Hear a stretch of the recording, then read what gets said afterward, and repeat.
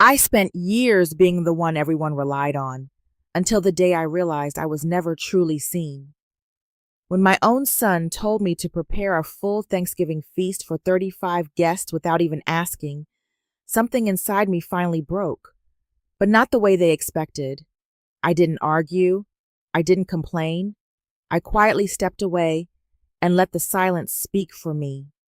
And what happened next changed everything I thought I knew about family, respect, and the cost of being taken for granted.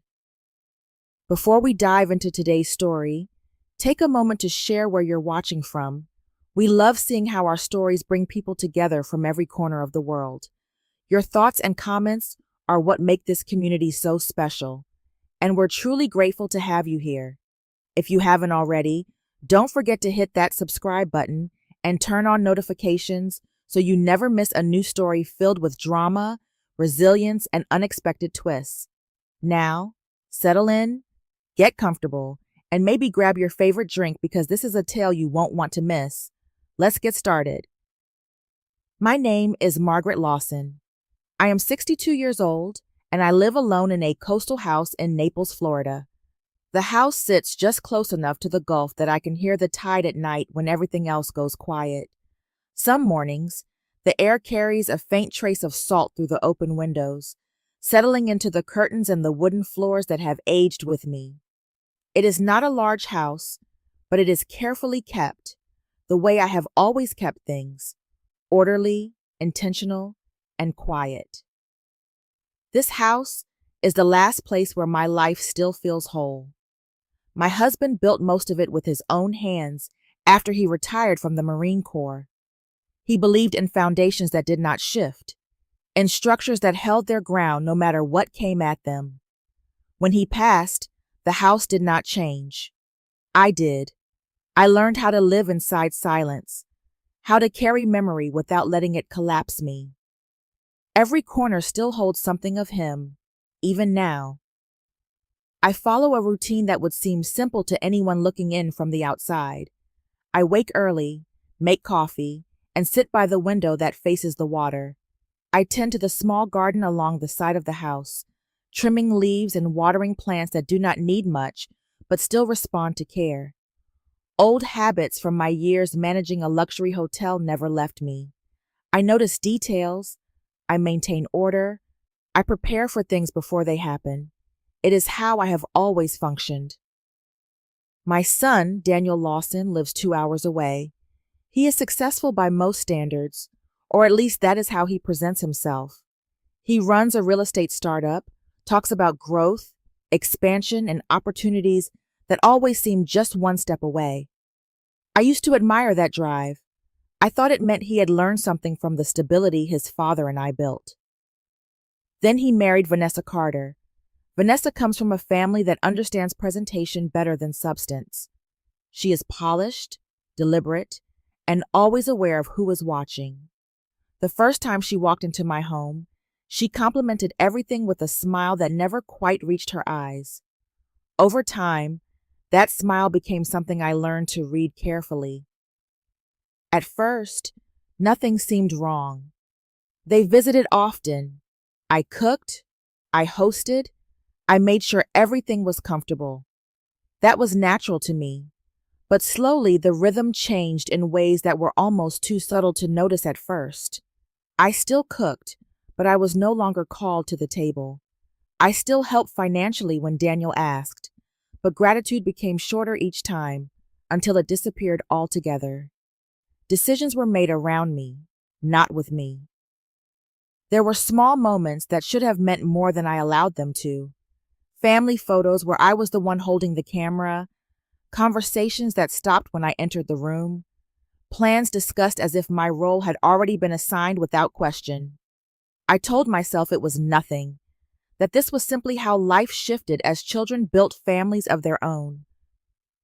But the truth settled in quietly, the way dust settles when no one is looking. I had not been pushed out.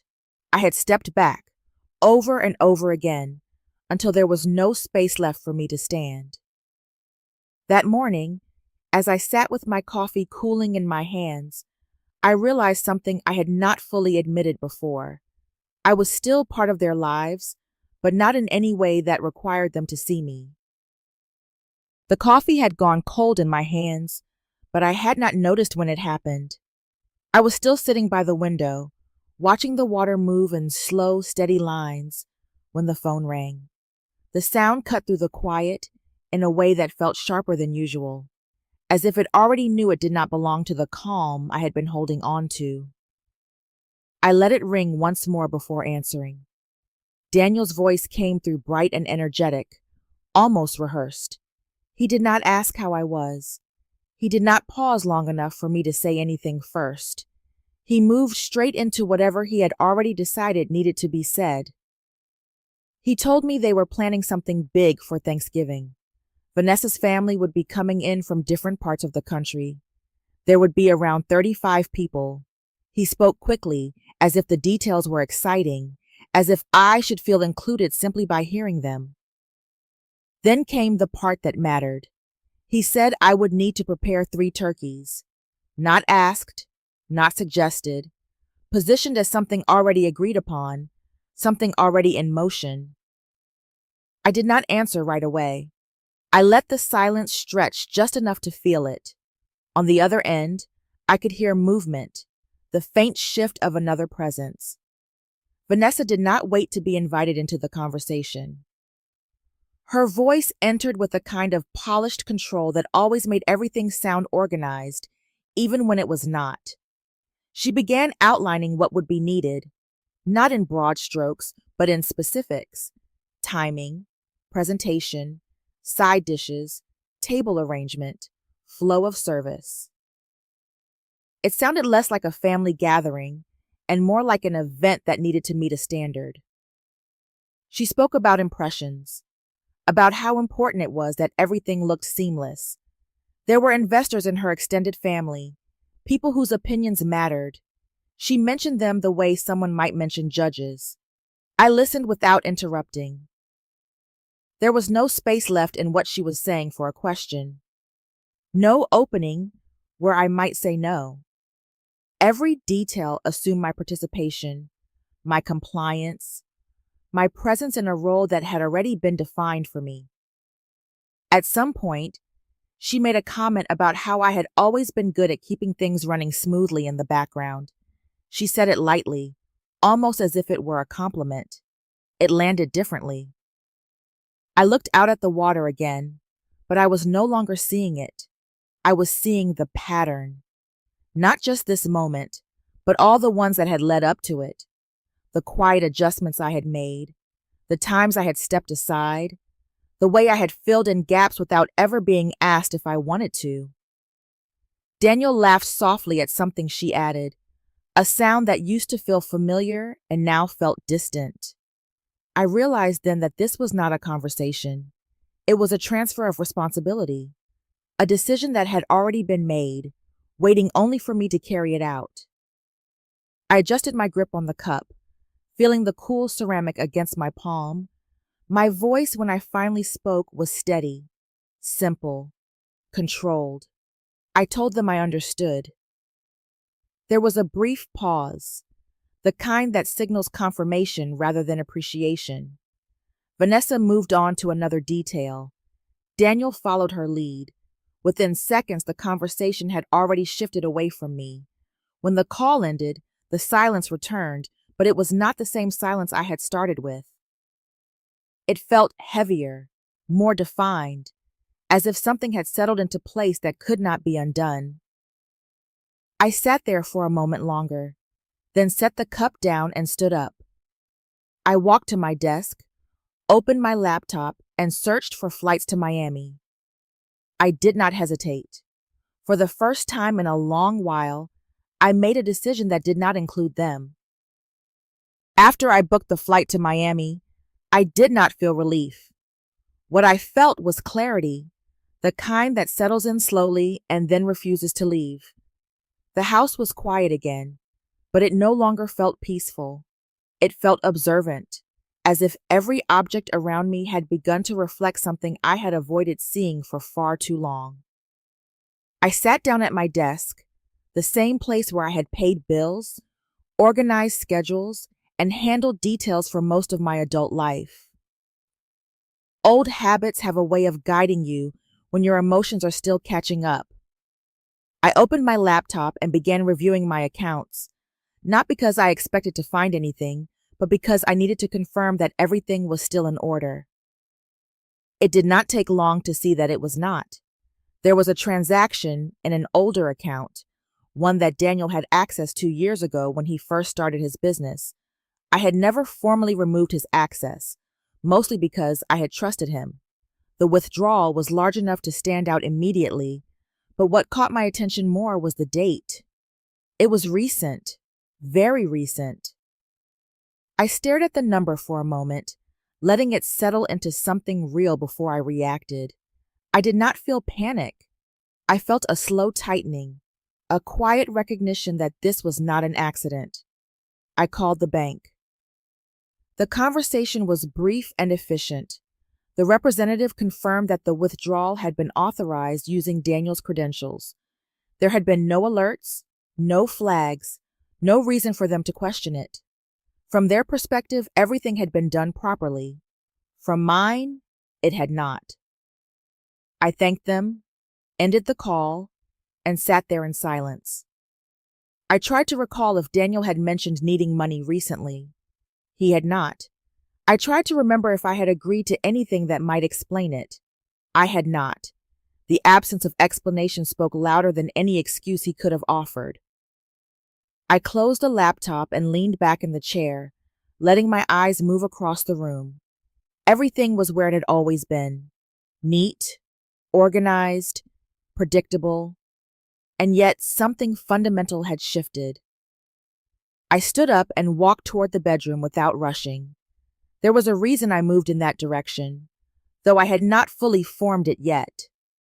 I opened the top drawer of my dresser and reached for the small velvet box I kept tucked toward the back. My hand paused before touching it. Something felt wrong before I even opened it.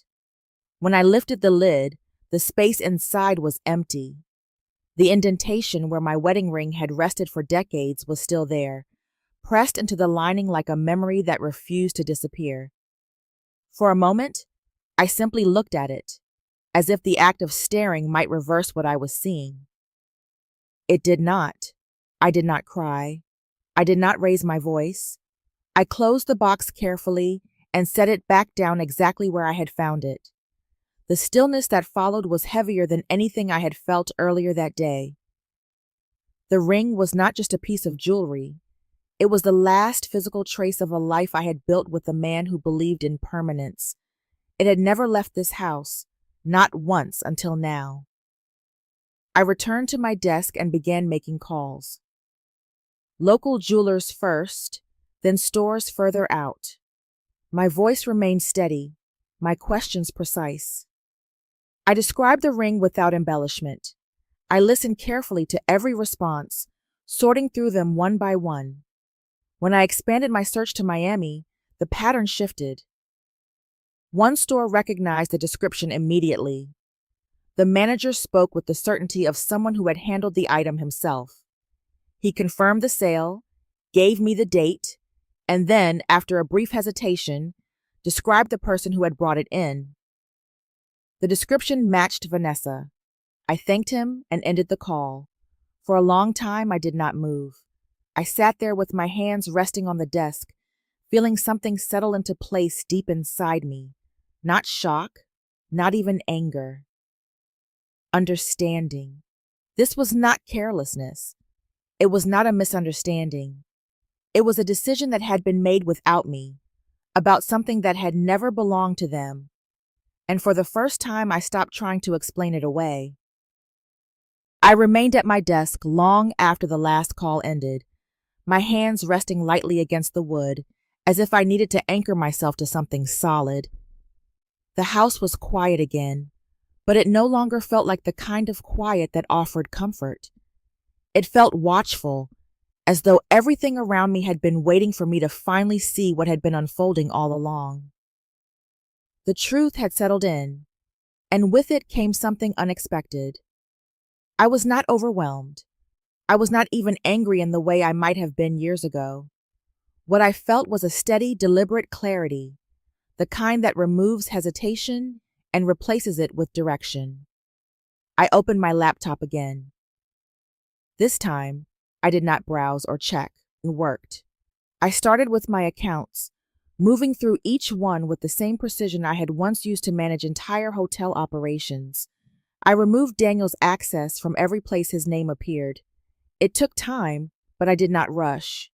Each confirmation, each update, each password change felt like reclaiming a small piece of ground that had quietly been taken from me.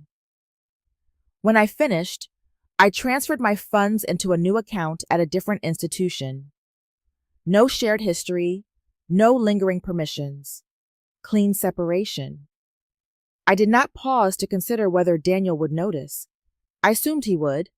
That was no longer my concern. Next, I reached for the folder I had not opened in over a year. It contained my legal documents, including my will. I flipped through the pages until I found what I was looking for. Daniel's name was there, listed clearly as the primary heir to everything I owned, including this house. I read that line more than once. It had been written during a time when I still believed that trust did not need to be questioned. When I thought that what I had built would be respected simply because it existed. That version of me had made a decision based on who my son used to be. I closed the folder and picked up the phone. My attorney answered on the second ring. I explained, calmly and without embellishment, that I needed to review and amend my estate plan. He listened without interrupting, then asked if there had been any recent changes or concerns that prompted this. There had been. As we spoke, I outlined what I had discovered: the missing funds, the ring, the pattern that connected them. There was a pause on his end, the kind that signals attention sharpening into focus. Then he asked a question that shifted everything. He said he wanted to review the property records connected to my home, just to ensure everything remained in order. I agreed. The wait for him to return with that information was not long, but it felt longer than it should have. When he did, his tone had changed. It was still professional, but there was a firmness to it that had not been there before. He explained that there was a lien attached to my property, a loan connected to Daniel's business. The house had been listed as collateral. I did not speak immediately. He continued carefully, noting that the authorization tied to the documents raised questions. The signature did not align cleanly with the records he had on file. There was a possibility that the documentation had been executed without proper consent. I leaned back in my chair and let the information settle. If the business failed, the lender could move against the house. My house. The one I had maintained, protected, and lived in for decades. The realization did not break me. It clarified everything. This was no longer about small boundaries being crossed or favors being taken too far. This was structural, intentional, designed in a way that assumed I would not notice until it was too late. I asked my attorney to begin immediate steps to challenge the lien and to move forward with amending my will. When the call ended, I closed the laptop and stood up. I looked around the house differently now, not just as a place filled with memory, but as something that had been placed at risk without my knowledge. They had not simply expected me to provide. They had expected me to lose everything quietly. I stood in the center of my kitchen and let my eyes move slowly across every surface. For years, this room had been the quiet engine behind every holiday, every visit, every gathering that was remembered as effortless. I knew exactly how much work lived beneath that illusion. I also knew, with absolute certainty now, that none of it had ever truly been seen. This time, I was not going to prepare anything. I began with the refrigerator. I opened the door and looked at its contents with the same attention I had once used to plan entire events. Fresh produce, dairy, sauces, ingredients I had bought out of habit more than need. One by one, I removed everything. Nothing was thrown away. Everything was packed carefully into sealed containers, labeled in my own handwriting, then carried out through the back door. The air outside was warmer than it had been earlier, the kind of steady Florida heat that settles into your skin. I walked to the storage space behind the house, a place Daniel had never bothered to explore. I unlocked it, stepped inside, and began arranging the containers in neat rows. Order mattered to me, even now. When I returned to the kitchen, I moved on without hesitation. The pantry came next. Boxes, cans, dry goods, all of it removed with the same deliberate pace. There was no urgency in my movements, no anger, just completion. Each shelf emptied until only bare wood remained, clean and untouched. After that, I turned to the cabinets. Plates, glasses, utensils, serving dishes, items that had been used to host countless meals, each one now wrapped, stacked, and carried out of the house. I did not leave a single piece behind that could support what they had planned. By the time I finished, the kitchen no longer looked like a place where a meal could be made. It looked like a space waiting to be defined again. I paused for a moment, resting my hands lightly on the counter. The quiet felt different now. Not empty, but intentional. Then I moved to the dining room. The table remained where it always had, solid and familiar. I ran my fingers along its surface briefly before turning away. The tablecloths, the centerpieces, the small details that created warmth, all of it was packed and removed. What remained was structure without presentation. When I returned to the kitchen, I reached for a sheet of paper and a pen. I did not take long to write the note. There was nothing complicated about what needed to be said. I explained that I would be away for the holiday, that the house would be available to them. I offered no instructions, no apologies, no reassurance. When I finished, I placed the note in the center of the island where it would be seen immediately. It was enough. Back at my desk, I opened my laptop once more. I drafted a series of emails addressed to members of Vanessa's family. I selected recipients carefully, choosing those whose presence carried influence. The message itself was simple. I provided information, nothing more. Documentation of the ring, the financial withdrawals, the lien against my home. Each file attached, clearly labeled. I read the message once, then sent it. There was no satisfaction in the act, only completion. I packed a single suitcase, placing inside only what I would need for a short stay. Clothes, a few personal items, nothing that tied me too closely to this house. Before closing it, I looked around the room one last time, taking in the familiar arrangement that had defined so many years of my life. As I moved through the house, turning off lights and checking doors, I paused briefly in the hallway where a photograph of my husband still hung. I did not touch it. I did not speak, but I stood there long enough to acknowledge what remained between us. Outside, the car I had arranged pulled into the driveway. I picked up my suitcase, stepped through the front door, and closed it behind me. They had expected me to be there. Instead, they would find everything I had taken with me. By the time I arrived in Miami, the air felt different in a way that was impossible to ignore. It carried movement, energy, and a kind of brightness that did not ask for permission. The resort overlooked the water, but unlike Naples, this shoreline was never quiet. There were voices, footsteps, distant music, and the constant motion of people who seemed to exist without hesitation. I checked in under my own name, something I had not done for a long time without attaching it to someone else's needs. The woman at the front desk smiled, handed me a key card, and wished me a pleasant stay.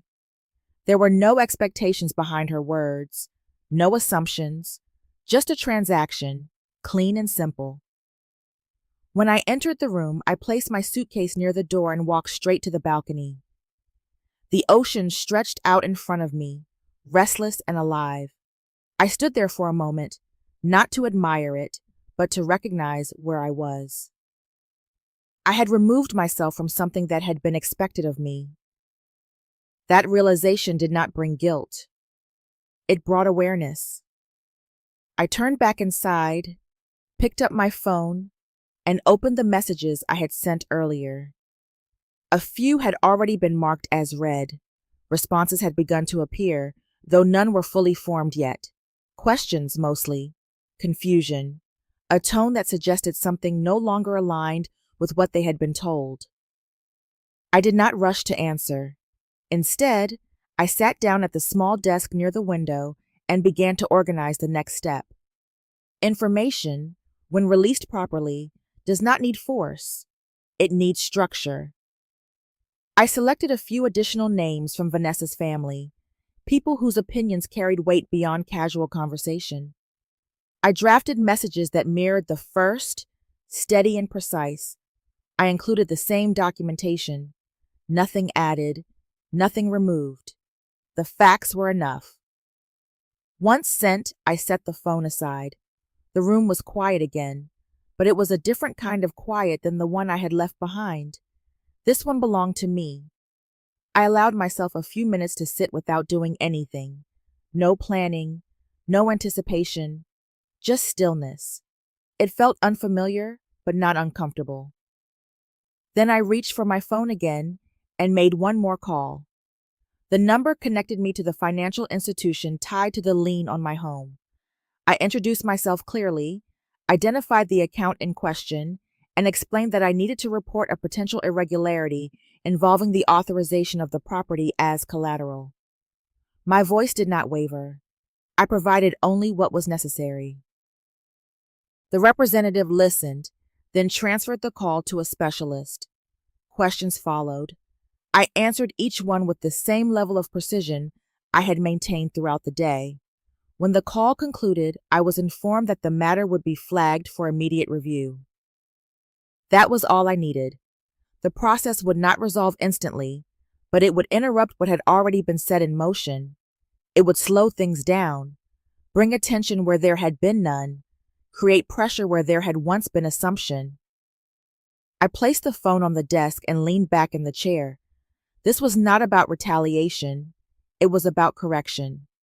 For years, decisions had been made around me, affecting me, without my knowledge or consent. This time, I had inserted myself back into the equation, not loudly, not dramatically, but in a way that could not be ignored. Outside, the light began to shift as the afternoon moved toward evening. The sky softened, the water reflecting colors that changed minute by minute. I watched it for a while, letting the movement settle into something steady. Somewhere, plans were still being made for a holiday that no longer had the foundation they believed it did. I did not need to be there to see what would happen. The truth was already moving in their direction, and it would arrive exactly when it needed to. Thanksgiving morning arrived without ceremony. In Miami, the light came in gently through the curtains, filtered by a thin layer of clouds that softened everything it touched. I woke early out of habit, not obligation, and for the first time in years, there was nothing waiting for me to begin. No lists, no preparation, no expectation that I would already be behind. I sat on the edge of the bed for a moment, letting that absence settle in. It did not feel empty. It felt unfamiliar, but steady. I made myself a cup of coffee using the small machine in the room and carried it out to the balcony. The ocean moved differently here, less predictable, more restless. I watched it without thinking too much about anything at all. My phone remained inside. I had already decided the night before that I would not reach for it right away. Whatever was happening back at the house did not require my immediate attention. It required time, space, the kind of silence that allows consequences to fully form. When I finally went back inside, the phone was exactly where I had left it, face down on the table. I turned it over slowly. There were several missed calls. Most were from Daniel, a few from Vanessa. The timestamps showed they had started earlier than I expected, spaced closely together, as if each call had been made with the assumption that the previous one had simply been missed. I did not return them. Instead, I opened the message thread and began reading from the bottom up. The earliest message was simple, almost casual, a question about where I was. The next carried a slightly different tone, asking if I had already started preparing. Then another, closer together, asking why nothing in the kitchen seemed ready. As I continued reading, the spacing between messages tightened. There was confusion first, then urgency, then something closer to strain. I could picture the sequence without needing to be there. The front door opening, the expectation of warmth, of preparation already in motion, the first glance into the kitchen, the pause, the assumption that something had simply not been set out yet. Then the refrigerator, then the pantry, then the cabinets, each discovery narrowing the space for explanation. I set the phone down again and took a sip of my coffee. It had cooled slightly, but I did not mind. A few minutes later, the phone buzzed again. This time, the message was longer. It asked directly where everything was. There was no greeting, no softening of tone, just the need for information that had suddenly become urgent. I let the message sit. The next notification was a voicemail from a number I did not immediately recognize. I listened to it without moving from where I stood. The voice on the other end was polite, but uncertain. Someone had arrived early. They mentioned that the house did not appear to be set up, that things seemed unfinished. The words were careful, but the meaning was clear. Something was wrong. I ended the message and placed the phone back on the table. Outside, the day continued as it always did. People moved along the shoreline. Conversations carried on the breeze. Nothing in this place had shifted. Back in Naples, everything had. I did not feel satisfaction. What I felt was confirmation. The absence I had created was no longer theoretical. It was visible, tangible, impossible to ignore. For years, I had filled spaces without being seen. I had completed tasks before they were noticed. I had made things work in ways that allowed others to believe they had always been that way. Now, for the first time, nothing had been done, and they were standing inside that silence, trying to understand it. By late morning, the rhythm of the messages had changed. What had started as scattered confusion had begun to settle into something more structured, more deliberate. I could feel it in the tone, even before I read the words. There is a point when uncertainty stops being private and becomes shared, and I knew they had reached it. I remained seated by the window in my room, the city moving quietly below me. The light had grown brighter, reflecting off the water in sharp fragments.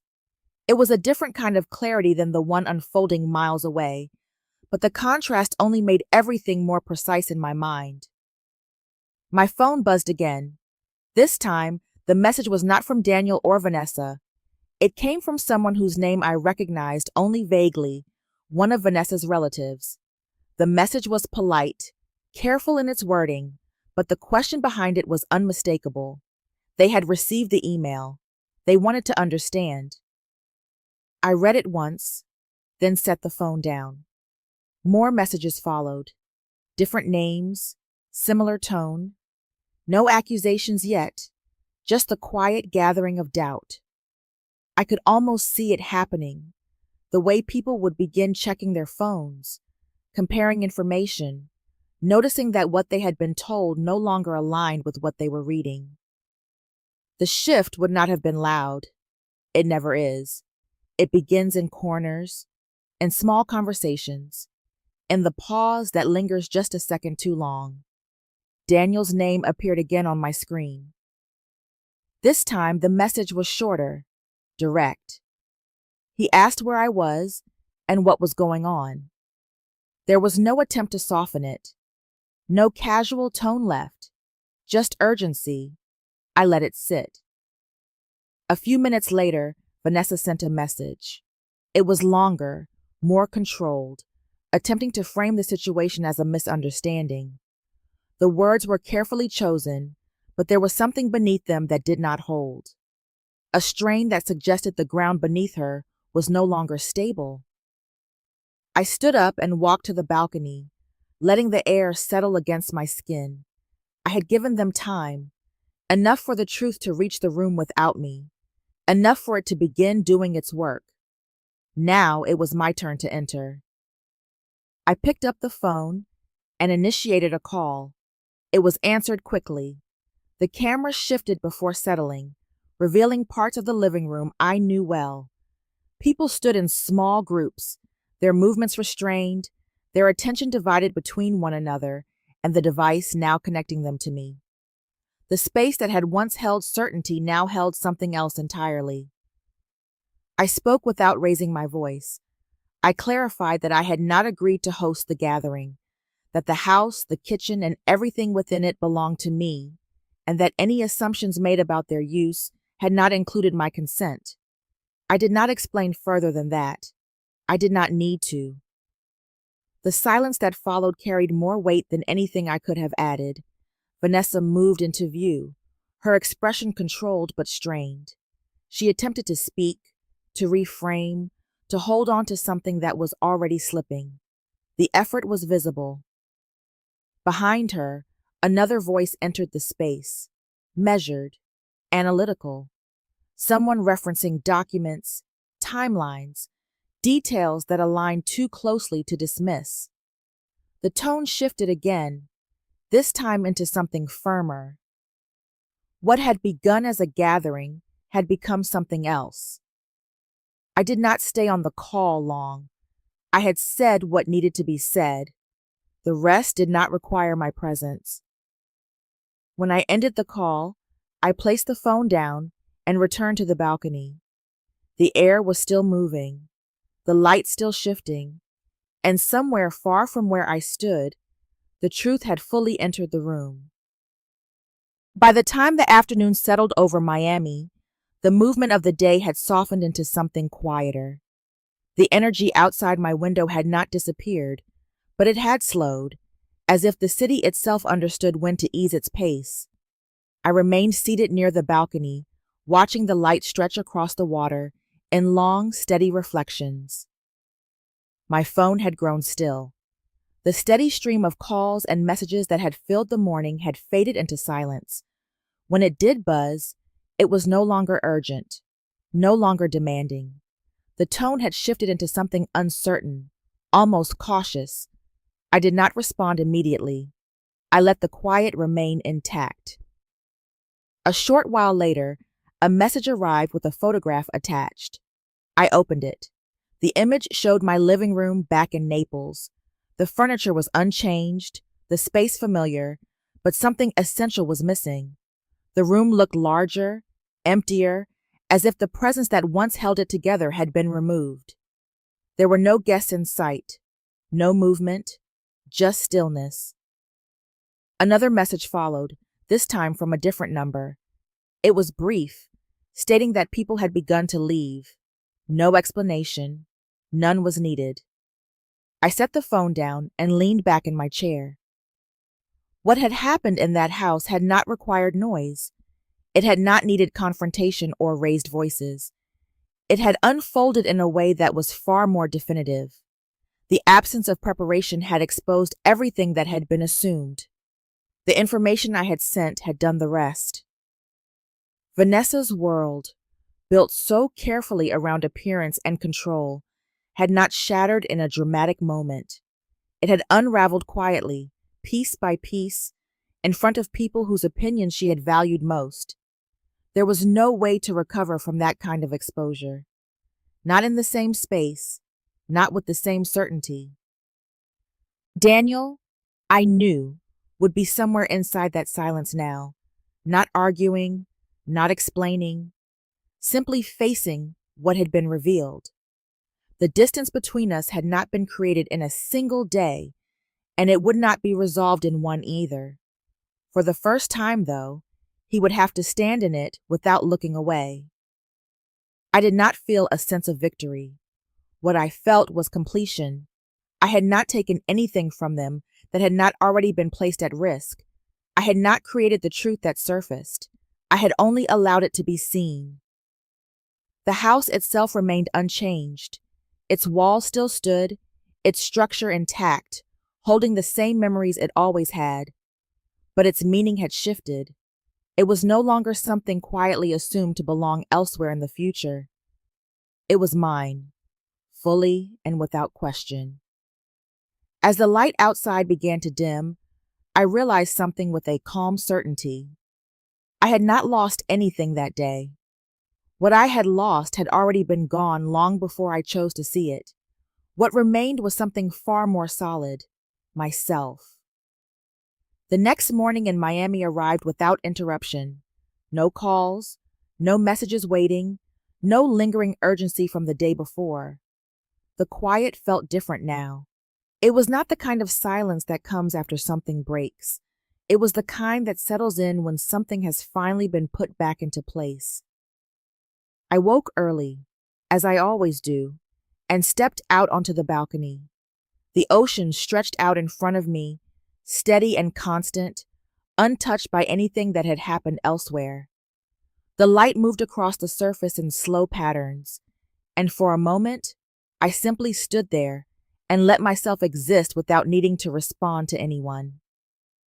For years, I had measured my days by what needed to be done for others, what was expected, what was assumed. I had believed that being present, being dependable, meant giving without pause. Somewhere along the way, I had allowed that belief to replace something more important: myself. What happened in that house did not begin on Thanksgiving. It had been forming for years, in small decisions I made to step back, to stay quiet, to make things easier for everyone else. I had called it love. I had called it patience.